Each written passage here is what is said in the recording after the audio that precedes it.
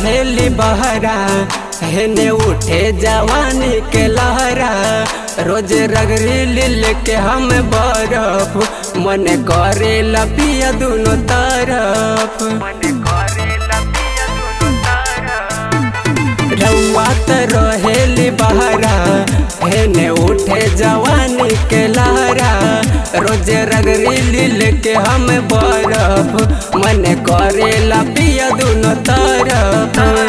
आई दिन पिया जदि घरे तो सुन जवानी सुखी हो जाई लाटा लाटा। देहिया में उठे रोजे ज्वार भाटा मोहेला चाही पाठा।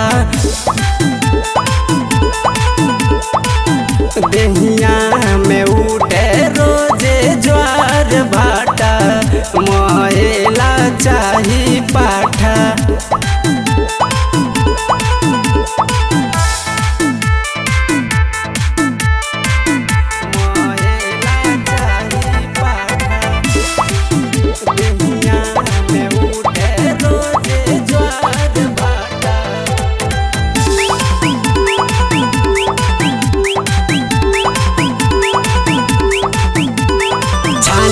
छेना में लागत दहिया बोला न राजा घरे आइब तू कहिया। रोकले ही बांध नहीं हमसे रोकाता दिन पो दिन हमर मन छछनाता। महे जैसे माटा मरद चाही पाठा महे जैसे माटा मरद चाही पाठा। हाय जवानी धैल हो जाता खाटा खाटा।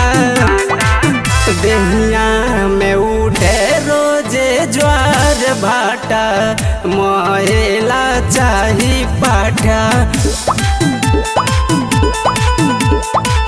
देहिया में उठे रोजे ज्वार भाटा मोहेला चाही पाठा।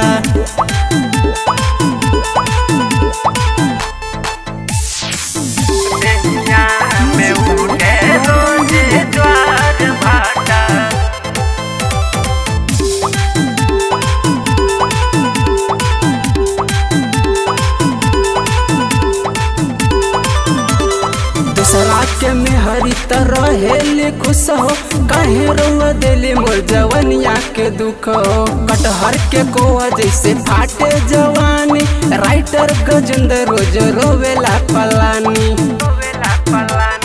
गौतम गुरु से कुछो ना होई गौतम गुरु से कुछो ना होई।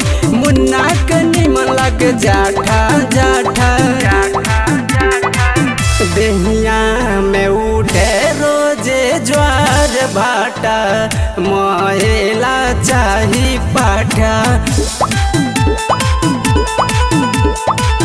देहिया में उठे रोजे ज्वार भाटा मोहेला चाही